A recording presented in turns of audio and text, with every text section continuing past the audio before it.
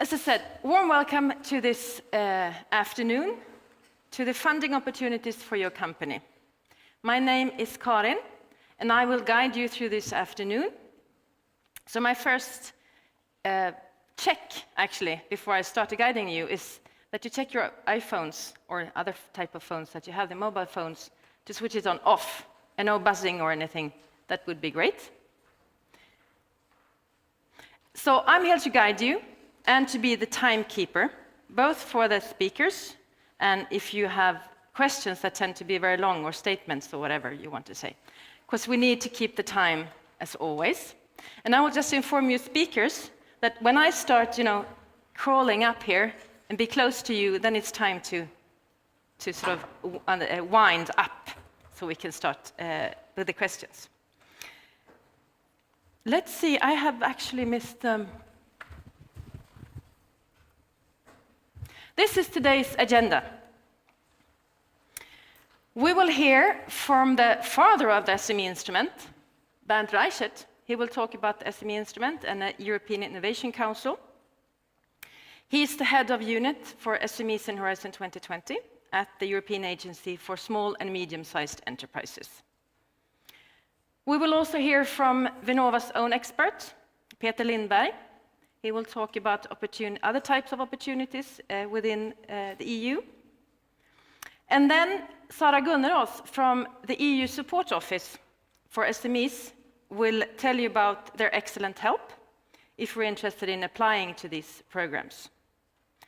And at the end, we will conclude with an innovation networking.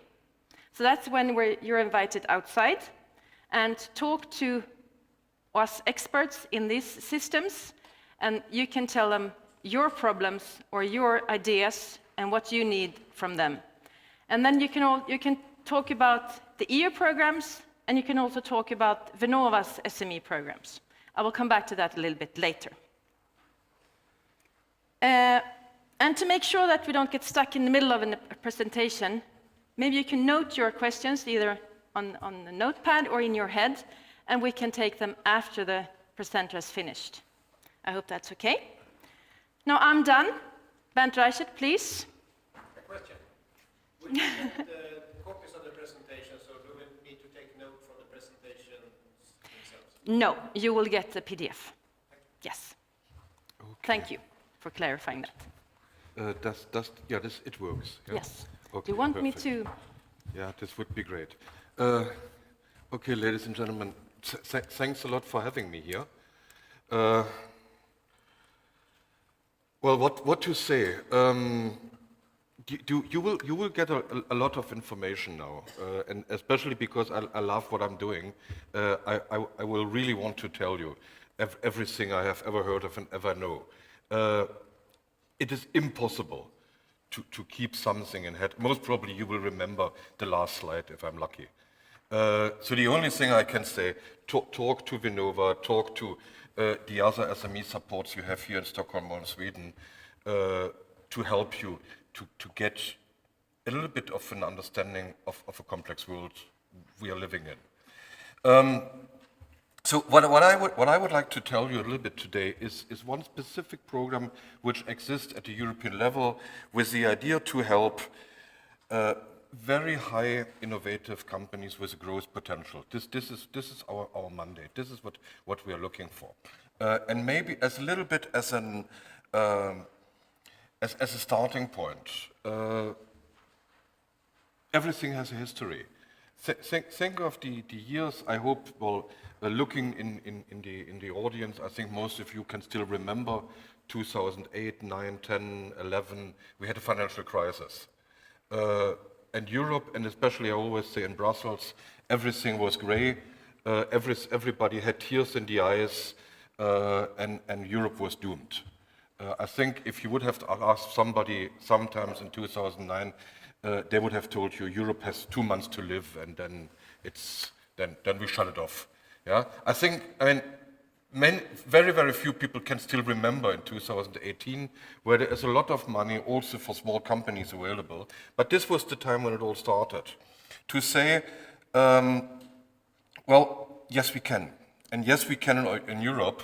And it's not just in Southeast Asia or in the US or wherever that we have all these fantastic companies. We have them in Europe as well, and we would like to showcase them. And we would like to help them a little bit to survive in order to find something on the market afterwards. So this is how we have been starting. And what we are doing, we are not saving the hunger problem in Europe among small companies. What we do is we try to find a few people where we think they could become real world champions, and we try to feed them a bit. So this is what we are interested to do. So let's start a little bit, a few words about the program. So that's the program. But maybe I start with this one. I go back to the program because that's very important. The thinking behind this, and this is what I would like to invite you, is to think in a system, to think in an ecosystem. If you're a company, you have suppliers, you have customers, you have stakeholders, you have investors, etc. This is the ecosystem you have. It's the same here. We are supporting companies with a grant. You don't have to pay it back. You have to pay us back in a little bit of bureaucracy. This is what we want, but what we want you is to develop. And of course, in order to develop, you need to have large companies who might be your lead customers. You might private investors. You might an innovation agency which helps you to do the first steps before you come to us, and afterwards to help you to do the next steps. So all this is an ecosystem. And this is how I would like to see what we are talking about. It's not a standalone program. We talk to the Vinnovas everywhere in Europe. We talk to large companies. I mean, I will show you afterwards. We organized something with ABB, with Airbus, and this kind of people to help the company in the portfolio to develop. So it's an ecosystem thinking. So what is the program all about, and what is the European Innovation Council all about? And I only talk for the next 3 years. If somebody's interested already in the time after 2021, we can do this maybe in question and answers or otherwise. So that's the program. If you are more a research type of guy, you would start with the Fed Open. It's future and emerging technology. I'm not talking about this. If you're interested to work with large companies as a small companies, we have the Fast Track to Innovation program. Again, I'm not talking about Ask Vinnova, what it's all about. This is in my unit, and also in my unit I have the SME instrument. Don't ask me why it has this stupid name. I can tell you a story why it has this name and not something more interesting, more memorable. I think the idea was nobody should remember it. But sometimes people call their company factory. I mean, how intelligent is this? So we called our company SME instrument. And something which is coming, which is not yet there, which we will do in 2019-20 maybe, we want to think about how can we combine private investment and public funding. So I will talk about the SME instrument, and the SME instrument comes in 2 phases, or 2 parts, I would say. One is a small one, 50,000 euro plus business coaching plus acceleration services. In the beginning, we thought this would be the right part to go into the bigger phase, which I will describe mostly afterwards. These days, we think it's more for a company which is younger, which could be in a more versatile industry where 50,000 euro make a lot of difference. With all due respect, I'm thinking, for instance, of ICT, of app development, things like this, 50,000 euro. You don't need immediately 20 million to develop a company, or you are simply still at an earlier stage where you don't know exactly how your market looks like. So this is what we have been thinking for. And then we have the bigger part, up to 2.5 million euro for one company. Yeah, so there's no consortium. You just apply by yourself. We don't want to see large groups of Greek companies with Polish companies with Swedish companies, etc. That's for a single company. Up to 2.5 million, or if you can justify it, we are just coming out of a meeting with the biotech industry. Of course, there we have supported companies with 4 million, 5 million euro. How much? 4, 5. Yeah. I mean, you can ask for 10. There is no limit, but of course, the more you ask, the more difficult it will be to justify it. Yeah. So The other things I would like you to memorize, and this is practically where I stop, and then I will simply fill the time I have with a little bit of details. The only thing I would like to remember, that you remember if you're interested in this kind of thing, the important part is not the money.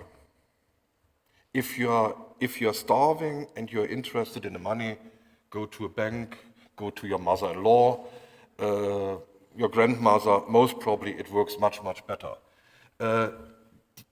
What we have seen, and again, I'm very thankful to the Swedish environment because this is where we learned it from. If you combine public funding with services, and we do it with coaching, then it has an impact. And I know everybody who has a company says, well, not me, I mean, I'm perfect, I know everything, no problem at all. What we are interested in is a company who today has 5 people. By the end of this year, you will have 20, and a year later you have 120, or you have another growth path. So what do you need? You need, of course, leadership development. And well, I hope many of you have been at the situation I have it. I started in 2014 with 1 co-worker, and now we are 70. So I have more or less in the last years recruited 20 people, and every time we did this, I needed to change the way we are communicating, we are working in the unit, etc. So there's leadership development, there's organizational development.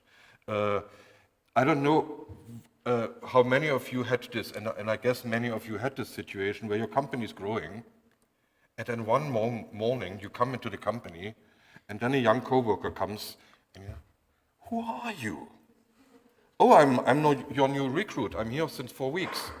Because somebody else in a larger company, an HR department, is doing recruitment, etc. So as a CEO, you don't see anything. So suddenly you have a different way of organizational development. And last but not least, if you go abroad, out of Sweden, out of Europe, you need a totally different way of distribution channels. So this is what business coaching is all about.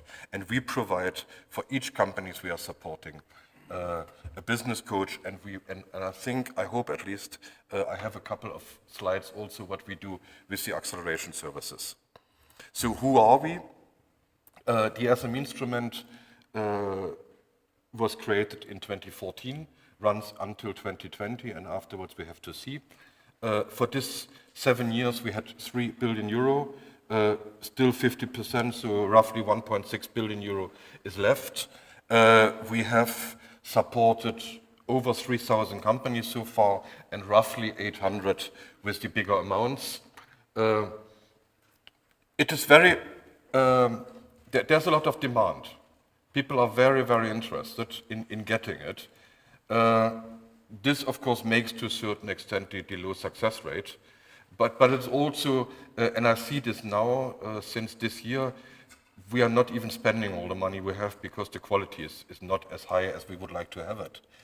The advantage of having such a low level of acceptance is I can talk to absolutely everybody in the world. You are taken serious. And you're also taken serious as a company. With a grant like this one, and we have examples, we just came out of a meeting where we discussed this kind of examples. It is a door opener because you can say, look, I have run through a program which only takes 5% of the applications. So this is who we are, and now I want to show you what we do with the companies beside giving the money. So one of the things we do with companies we have in a portfolio is we go to overseas fairs. So we pay the booth, we pay the arrangement at the fair, we pay for, or we use our contacts. That's the other thing. Of course, as a large public organization, we have a lot of contacts. Think of the Emirates. Let's assume as a game you would like to expand your business into the Emirates. So you would come with one of our activities to one of the fair on the Emirates. We have people in the Emirates, so we can contact them. They organize B2B activities, which makes the being on the fair of more interest than just being there and standing and waiting for somebody to come. What we do is we organize meetings between the companies we have in the portfolio and investors. And the investors can be both. The investors can be private investors, VCs, So this kind of people, but could also be cooperative investors. So I have mentioned, for instance, that we went with a number of the companies to ABB. We went with a number of companies to Airbus, and we have a couple of these kind of events going on. And more the large companies are interested for both for technology scouting as well as potential collaboration or investment. And last but not least, we are providing training. I don't like the word training. I don't think that any of us needs training anymore, but what we need is knowledge. So quite often this kind of training is a peer-to-peer training. So we bring together interested companies who say, okay, look, I would like to expand to China. What kind of IPR, legal, regulatory issues do we have? And then we bring people in who have been to China so that there is a discussion, how was it for you, this kind of things. We would train also when you go to a trade fair outside of Europe. I'm pretty sure it doesn't happen in Sweden, but if I do this with German companies always think that everybody on earth thinks like Germans, and then they always find out that everybody on earth is not thinking like the Germans. So this kind of tensions, etc., or IPR, etc. I also would like to give you a little bit about an insight on how the evaluation runs, because this is to a certain extent important, how to structure the whole thing. So it is that we have, normally public organizations work on paper, and this is how we started. So you would apply to one of the strands. For phase 1, it is 10 pages. For phase 2, it is 30 pages. Although I always hear that our template is not perfect, it is actually a kind of a business plan. It might not be exactly the business plan you have been using yesterday for your bank, but the data is exactly the same kind of in. So we ask, who is your competitor? What's your market? What's your market share? What is your expectations for the next couple of years? Why on earth do you think somebody will buy what you're just creating? Who is your team? These kind of questions. So this is evaluated by 4 people, 2 from technology side, 2 from the business side, financial side. So to look into both in the innovation content as well as in the market opportunity, and then they say how satisfied they are. Then we run a bit of calculations on this, and this gives a ranking. This is already very, very competitive. So this, I can't change this. And twice as many companies as we will be able to fund in a round. And I think this slide says we do this 4 times a year, so every 3 months. Twice as many companies as we will be able to fund. We invite to Brussels, and there will be a jury. And so then you have a discussion. The jury is not discussing technology with you. So let your engineers at home bring leadership, bring the salespeople, bring the competence in the market. This is what they're interested in. They look into the team, they look into the projections, and asking, is this company able to grow? Because the technology has been done on paper, and then normally 52 days, 60 days maximum after the cutoff date, we inform you whether you get the funding or not. Then it takes a few days before I sign the grant.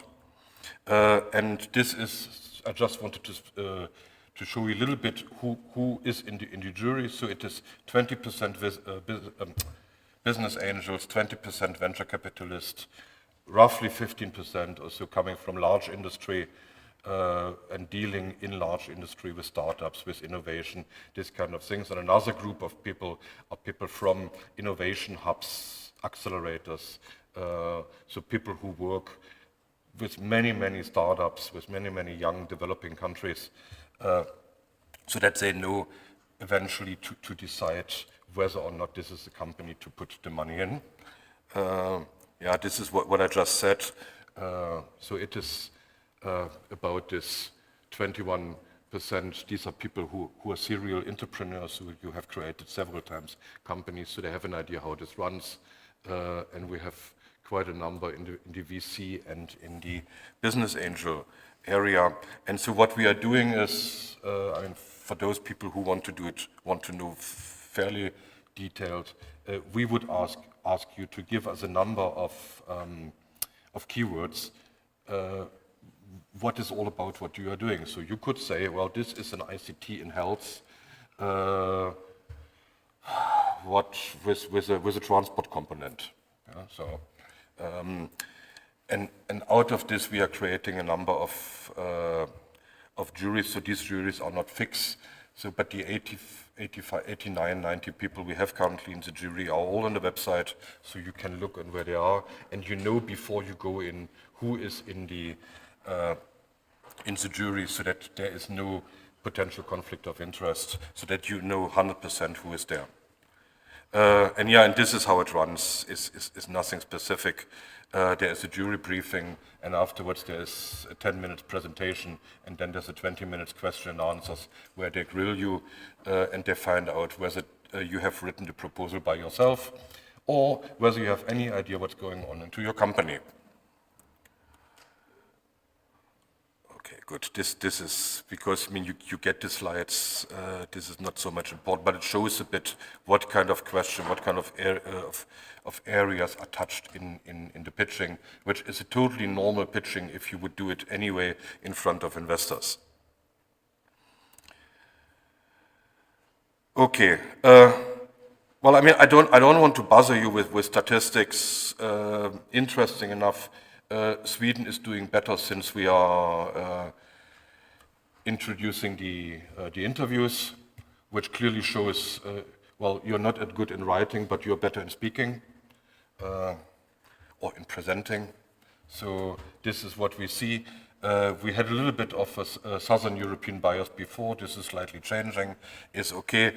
We have a lot in the health tech, biotech, medtech area. We have, of course, a lot in ICT, but this is by keywords. This is not necessarily by industry, which means practically everywhere you have an ICT component in these days. So I think I can, but I wanted to show you a bit, just as an example. One of the cutoffs we did was on the 12th of January. We have received 1,200 applications. So these 1,200 applications have been running through the remote evaluation. 124 companies have been invited to Brussels. So a month later, on the 12th of February, we had the interview week. So these 124 companies came during 1 week, have been seeing the jury, which was roughly 40 people. A company can bring three members of the company, so this makes roughly 300 people. And on the 5th of March, so 52 days after the cutoff date, we have informed the companies whether or not they are supported.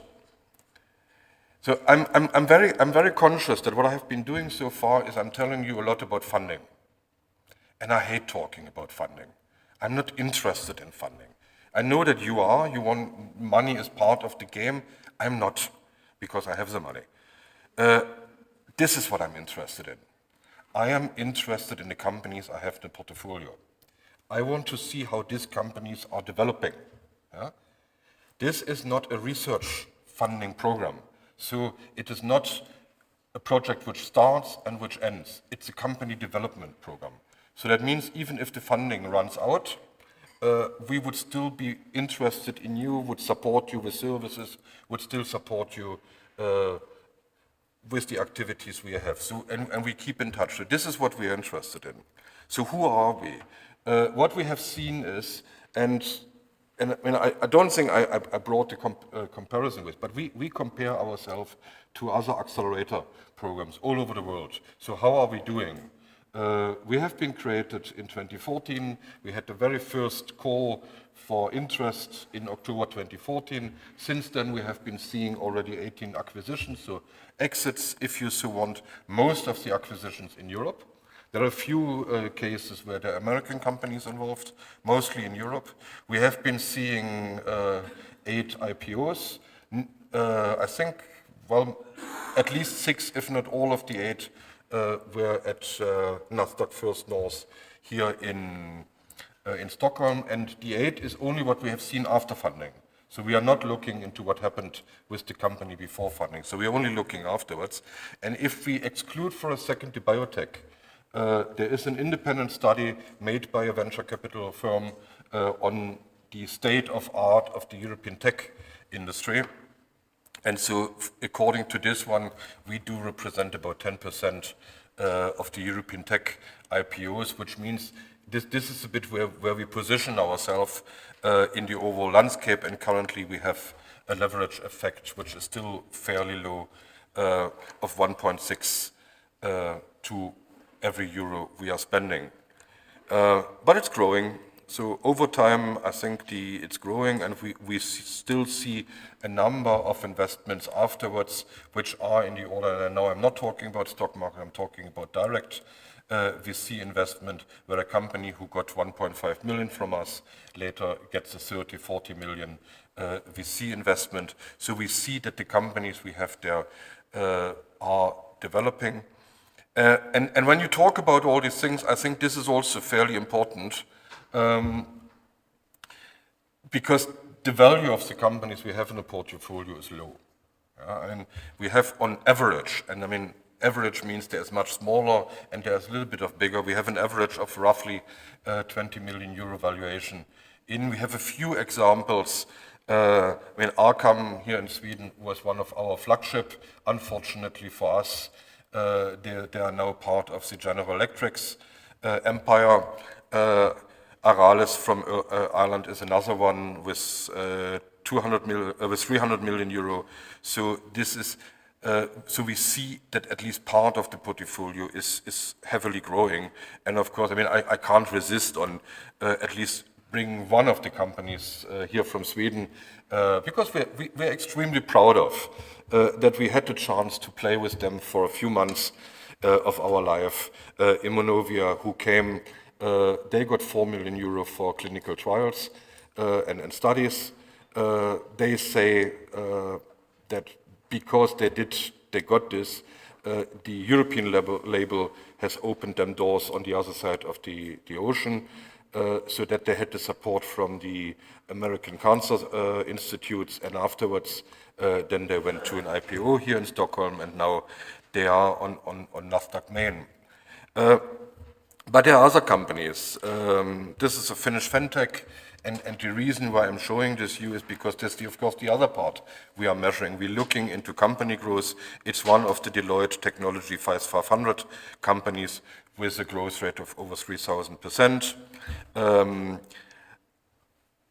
This, I think, if I remember, it was mentioned today as well. Yeah, but I mean, sometimes you pronounce the names so in a way that I can't understand them. Because I would pronounce it Mantex. I found this interesting because when I listen around, and I don't know how they do now, yeah? So maybe I need to update my slide, I hope not. But this was something. We are not looking into financial viability. We might not be willing to give you a huge amount of pre-financing if you are very weak, but normally, even if the company has practically no capital at all, we are supporting the company as long as the innovation is exciting and what your strategy is good. Yeah? Still, it might be that you are the totally wrong person to do this innovation and the strategy, but we have trust in you, so we are supporting. Mantex was one of this example where through the public funding, they have survived, and at least for the time being, as far as I'm aware, they're doing quite fine. Maybe Vinnova can brief me afterwards what happens in reality. That's the other one, Other Health. This is Siri for health applications, or Alexa for health application, depends on whether you talk Apple or not. So it's ICT in health. Personalized medicine, this kind of thing. This was the biggest VC investment we have seen last year with 40 million euro after they got roughly 2.5 million from us about 2 years before. This is another example. This is an Israeli company, so we are not only having EU, we are also having Israel, we're having Norway. we have in Iceland a couple of countries which are outside of the EU. And especially for the Israelis, the question is always, do we go to Europe or do we go to the States? And this was a company, again, in the medical devices area, where they were hesitating. Well, they needed capital, but they also needed a market. And in principle, they liked to stay on the Europe or to go into the European market. It's more interesting for them because it's more diversified. So you can do more things in Europe. You might have more to do with regulation, but you have different, so you can diversify much more. And it's, of course, much less competition as if you go to the States. But on the States, of course, there's the Valley, and the Valley was saying, well, if you come, we flood you with money. They applied, they got the grant of the SME instrument, and at least for the time being, they stay in Europe and develop and bring this out. But we are not only doing biotech. I mean, we are doing also fairly big things. We are doing graphene for the energy market. So these are pilot plants. This is another pilot plant. It's a fairly large pilot plant of an Austrian company who has used the grant to create a plant somewhere in Spain. Yeah? And then, of course, you have, and there we have many companies who are very, very innovative in the sense that they receive a lot of prizes. I mean, it helps a lot if you have already won 1 or 2 innovation prizes in the evaluation. But companies who are very, very innovative and doing something, whether it's useful is a different question, but it's quite interesting what they are doing. So this is the breadth we are doing. So we are interested in small companies with great ideas, and this runs up to very close to the market activities like pilot series, pilot plants, these kind of things. As I said, you didn't understand anything at all, because I know I'm talking too fast, and I know what I'm talking about. You have no idea at all. There is a website, so for the 20th century people, there's a website, fairly bad. We are currently working on it to make it more attracting, more interesting. If you use already 21st century tools, I strongly recommend to use the Twitter. We have people being day and night on the Twitter account and putting all information we have and answering questions, etc. Thank you very much.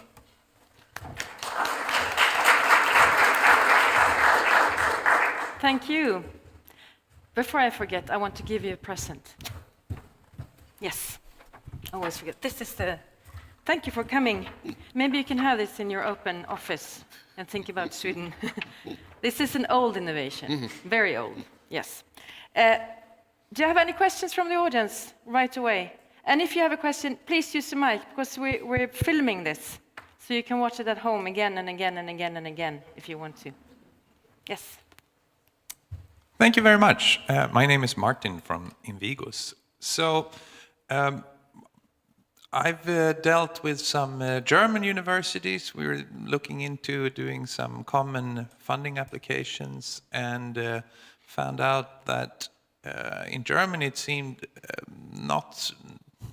they weren't so favorable for ICT. They wanted more, what should we call it? Physics, or physical objects, hardware or biotech, but not something you can just do in software.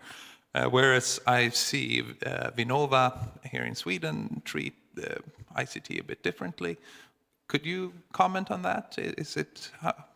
Can you see that ICT is treated differently in different countries, and how do you look upon that? You said that it might not require so much funding, so is that your view of it? Well, I mean, I simply see that companies from the ICT area are asking on the lower range. Yeah, our funding average currently is 1.8 million, which means, okay, I mean, again, take Immunovia with 4 million, which is really an exception. But if the highest is 2.5, there are a good number who ask for 600, 500, etc. And this is largely coming out of the ICT area. Well, I would say it depends a lot on with whom you have been talking, also in Germany. Unfortunately, you are filming, so I have to be careful what I'm saying. Look, in Sweden, you can pay with your money card, with your credit card, practically everything, including a coffee for €1.50. In Germany, you have signs like this which says no credit cards. Yeah? I personally have the feeling they have a lot of problem with digitalization still. So I think this is a very cultural, very specific problem. We have a lot of ICT. We receive 30% of the budget we have from the ICT. I don't need to spend 30%, but practically 30% I get with a kind of color on ICT. So, and largely what we have seen in the future, in the past, if it's not biotech, it is largely ICT driven. So definitely from our side, we are not specifically negative. I would even say we are very positive toward it. Yeah. Sometimes I have seen difficulties of the pure software companies, because mostly I have the feeling, but that might be going too far then in the discussion, because I have the feeling there is a lack of a business model behind. This is a service company who is providing a service but cannot grow. Yeah. So this is something we have seen. But for instance, like using AI in all kinds of areas is coming massively currently. Thank you. Thank you for a fact-loaded and interesting presentation. My name is Anders Engström from RISE, Research Institute Sweden. I have a question, maybe you were at it at the end here. What about pure service companies, call them consultancy companies, where there is a one-on-one worked hour turnover ratio? Are they eligible for these services? Can we distinguish between eligible and successful? Eligible is everything. The question here would be, what is the market creation? What is the market disruption? What is the innovation in the sense? Yeah? If a service for you could be, for instance, in a platform, SAS, PAS, all these kind of things, the answer is yes. If it's more in the classical one, so what's new? Yeah? But unfortunately this exists already, but I could think of a flower shop who is for the first time distributing flowers via the internet. Well, it exists now, yeah? But let's assume it didn't exist. So, and it's a flower shop. Is the flower shop eligible? Yes. What is the innovation? Well, for the first time, we brought this up to a level where it is fully automized on an ICT basis, etc. If a flower shop comes and says, well, I have now some green roses, it's not really that exciting. Yeah. So sorry, a bit long answer, but. Any more questions? Yeah, over here.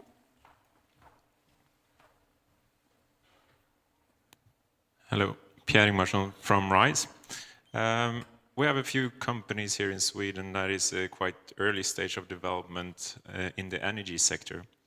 And if we go to the set plan in the European Union, we have an energy crisis to solve. How is SME instrument in handling the horizon of 20 or 30 years of a market for different development on, for example, renewable energy? Yeah, and as I said, I don't see my mandate as solving the hunger problem in the world.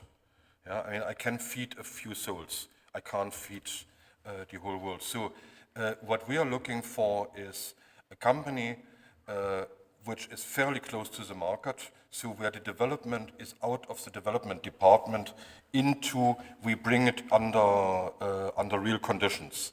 If you think of technology readiness levels, it's a 6 and above. Yeah? So if you have something that early, that there is a big technological risk that fill in, then it's research, then it's not for us. Then it's for all the other programs you have in the EU, and there is massively, I'm getting 6% on a 7% out of the Horizon 2020 for SMEs, and we put this in as close into the market as possible. Everything which is earlier is research, and there is massively available. Yeah. Thank you. More questions?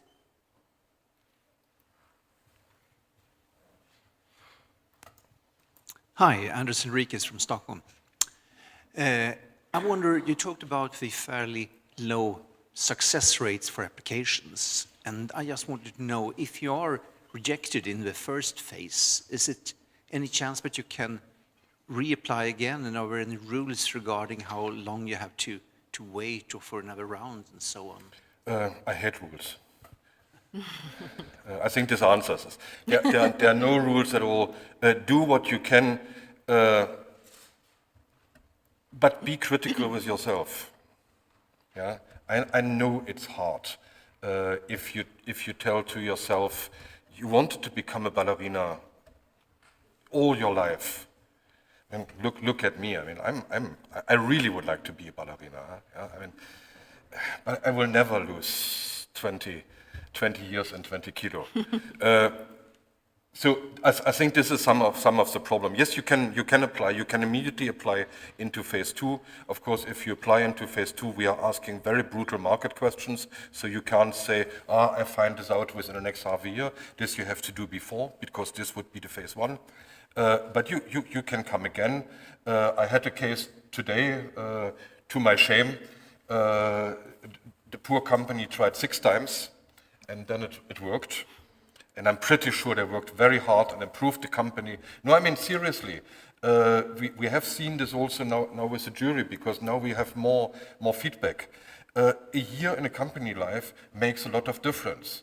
So they have matured maybe, they have got one or the other better idea about customers, they have been trying to focus, they have been talking to Vinnova or somebody else, and this helps them, and now they are coming through. So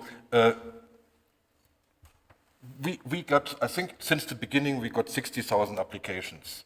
And I will not deny, if you're really stubborn, you submit your proposal 20 times, and in a small percentage, I mean, it's a Gauss distribution. So there is a probability down there at the end that you get it after 20 times submitting the same proposal. Yeah? Okay, thank you. I wouldn't try it. I would spend my life with something more interesting. Maybe you can have an answer to that also at the very end when Sara will talk. Another question from the audience, right? Yes?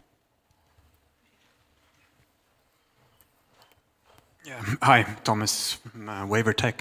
I've worked both in Sweden, I've worked in the States as well on startup. And I'm curious how you see this way of boosting innovation and business versus the more sort of US-style privatized way of doing things. Because 60,000 applications over the program period times the number of hours spent on those applications, that's a considerable amount of time.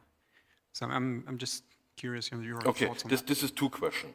Yep. Question number 1, don't be mistaken. Simply because you have been on the West Coast, don't forget that there's an East Coast.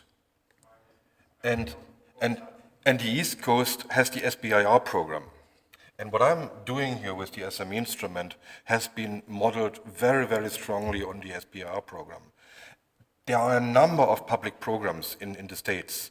We have the tendency only to look onto the private side. They heavily invest in companies, in small companies, in innovation from the federal, from the public side as well. So I think we have a contribution simply by saying we do it, and by talking about it, and by making a buzz out of it, and not bringing it under all kind of other research, etc. things, but really talking about this has changed since 2014. So I do think since we are talking to national organizations, and it's changing something. And I personally, I mean, well, I'm pretty old, so I have seen a lot of things. What we have today in Europe, maybe not on the big deals. The big deals is still a huge problem we have, but on small deals, on Series A's, on Series B's, this we are doing better and better, and we are doing nearly fine already. Yeah? So the other question was, can I be brutally nasty? if you write an application on phase 1, and even if you don't make it, and companies say this, it forces you to think about what is my business all about? So it has a learning effect. Yes, sorry, you pay something. But if you take it consciously, if you're not just writing it down, if you think about, and I know that I'm offending sometimes company with this. When I'm talking to entrepreneurs, they tell me, what I'm doing is fantastic because I can do it in transport, in medical devices, and in aeronautics and space. No, I mean, unless you have 20,000 people who can do all this kind of thing, you can't. You have to focus, you have to think who exactly, what kind of distribution channels, each of them want to attract it differently. And this is what the application helps. And I hope a little bit to, with this to contribute to it. Good, happy with the answer. Any other questions? Again? Yeah? Just a short one. So of the phase 2, successful phase 2, or approved phase 2 applications, how many went through phase 1?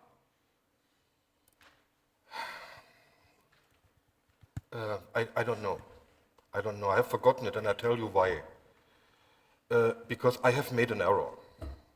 The error is the following. In the beginning, I was thinking, because I followed the American program, phase 1, phase 2, and afterwards then something phase 3 with public or private investment. And then the legislator came and said, no, you can't do this. You have a phase 1 and you have a phase 2 in parallel. So yes, if you go to phase 2, you have a higher chance, you go into phase 1, you have a higher chance to get a phase 2. But what you do in reality is you multiply 2 low success rates. And unfortunately, in probability, multiplying 2 low success rate, it goes towards 0. Yeah? So if I look onto, let's say you have a 5% success rate if you go directly into phase 2, you have a 10% success rate if you go from phase 1 into phase 2, but you have a 5% success rate that you make it into phase 1. You see what I mean? So this is why we are starting, especially now since 2018, after having analyzed our portfolio, we start to market the 2 strands as 2 separate strands and saying, make your bet. If you want to have a market study, if you don't want to tell me what you do with 50,000 euro, because this is a lump sum, there is no financial reporting on it. Yeah? So you can do it whatever you want on it. Then you go for the small one. If you want to have something more substantial, that means you know your market better, you know your competitors already, you go directly into phase 2. Yes, a question there. Wait for the microphone. Well, you can wait for the microphone. Anna-Lena Spets. Did I understand correctly that you are looking for companies that are at the level of tier 6? Those are the ones you fund? Yeah, 6 and higher. And higher. Yeah. So I mean, again, it means different things for different people. It means, I mean, again, we are coming out of a biotech meeting where all the biotech people said, we don't understand this. So what does it mean? It means that the innovation is out of the development unit and is going into production. First production tests, small, so you have already a prototype, but the prototype has been done, I don't know whether you have this OBI or this kind of do-it-yourself markets. So the very first prototype has been done with all kinds of things, but you can't sell this. It's huge. You have to make it small. You have to show that the same kind of quality can be done 10,000 times. This is what we would do. If you have never done a prototype, this is practically what we would in general not fund. Is that clear? Any more questions from the audience? Yes?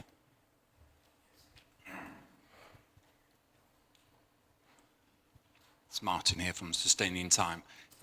If you do have the customers, the product ready for stage 2, and you even have investors who want to get in, but you'd prefer to use your schedule, would that be negative, or is it seen as a positive that there are investors? Yeah, is possible is no problem. Why I was hesitating? Because you have seen my jury. Yeah? And my jury consists of a lot of private investors. And they think like private investors. So I have briefed them, said, well, if a company tells you, I don't want to be diluted at this moment in time, and this is my strategy, and the strategy is plausible, you have to accept this. You cannot say, I mean, I don't care, why, let them go to the private market. So there is a possibility. But of course, the better funded you are already, the question is, why do you need public money? So you need to have an answer to, you have a narrative. Yeah? I think something we have to learn, coming back to the States, one of the big differences between the States and us is we don't have narratives. Develop a narrative, tell the story. Where are you now and how this 2 million will help you to go to the next big thing and then you're shining, etc. And then the answer is yes, you get it. More questions? Well, you can think of another 2 or 3 questions maybe. On that note, with the pitch, which is new, we talked about the narrative and there were front of investors, I'm an SME coming in. What useful tips can you give me? Is having a narrative the only tip that you're successful if you have a narrative? If I tell you your story or what do I need to work on? To be successful in the pitch? Yes. Well, to have a successful company, I mean, what does it mean? Well, you have a team. The 21st century company needs a team. The patriarch doesn't work anymore. So who in the team is the engineer and who in the team is the one who is doing the commercial thing? Yeah? Think of Steve Jobs and Wozniak. Yeah? That's the best example. And I think Wozniak most probably, maybe today, but in the beginning he was unable to make any pitch at all. And I have more or less the feeling Steve Jobs had no idea at all what he was selling because he could sell fantastically vacuum cleaners, etc. Is a team. Have somebody who knows the market side and have somebody who knows the technical side. Know your company. And you come as the company representative, and I have seen CEOs in the pitching, where you say, okay, and by the way, what's your sales figures this year? I have to ask. Yeah? And what is your projection for next year? I don't know. Yeah, and sorry, know your company. Language, maybe taking this, language is not a problem. Finns get funding. Italians have lost in the last 2 rounds. Not because they cannot talk, they can talk fantastically. No, because they didn't know what practically was all about. So language is not a problem. But of course, what the jury assumes is that the one who is in front there is able to talk to a customer and to sell what you have there. So bring somebody who is able to do this kind of thing. And if it's not the CEO, well, I mean, then let the trainee talk. Yeah? And at least somebody who is convinced that the company is great. Yeah? That's maybe the other one. You have to believe in yourself. Yeah? I have no idea whether what I'm doing has any sense at all, but I believe in it. So this... And you're allowed to be 3 people at the pitch? We invite up to 3 people. It is looked as strange if there is a single person coming and say, oh, we are a fantastic team, you know, I mean, yeah, every Friday we have a beer, yeah, and then it's absolutely unable what the team actually is about and who knows what, etc., because everything is centered on the CEO, and quite often the CEO then doesn't even know what she is talking about. Yeah. Okay, more questions from the audience? Otherwise, I have a final question. And that's about the budget. So it's money. I know that everybody wants money, even though knowledge is also important. Before you opened up totally bottom up, we had different thematic areas. And as you said, you get some money from the ICT. So is the budget allocated to different thematic areas? So you have easier success rate in some areas, or do you sort of take all the money you have and give to best proposal? No, not anymore. Now it is Now totally it's open. So practically what we take in the very beginning, 7%, and this comes to us. What has changed since then? Well, take biotech, not health tech, but the other parts of biotech. There was very little money in, and we were not able to fund fantastic companies, so they would have a better chance. If you are a transport company, or if you are in transport, and you have a great idea, I strongly recommend to apply, especially if it's something crazy. Yeah? I confess we have not funded the flying car because they had to do with the business model. I think the evaluators didn't like that the flying car would cost 500,000 euro. And that this would be funded by private, by public money. But for instance, transport we see is declining. Yeah? Transport we get is far too conservative, for instance. Okay. Yeah? Yeah. So, but also we are with the bottom up. We hope that we are seeing more something we haven't seen before. Education tech, fintech. I mean, anything where there was no box before. Yeah. Yeah, I think that's good news, because that's some of the things that we had problems with being an NCP, and then you had an SME coming to us, or I guess SME support office has the same, and when they didn't fit into different box, for example, or if they asked, should I apply for this program or that, what's the high success rate? So now it's open for all the crazy ideas, that's what you say, so you have to believe in yourself and apply, and then go and convince the jury. And the jury you had, they wasn't very equal, the jury. You had very many women on the jury. Why is that? But they are simply better. Oh, okay, I don't know. Yeah, well, I'm a woman, so that's okay, I guess. Well, thank you again, Bernd.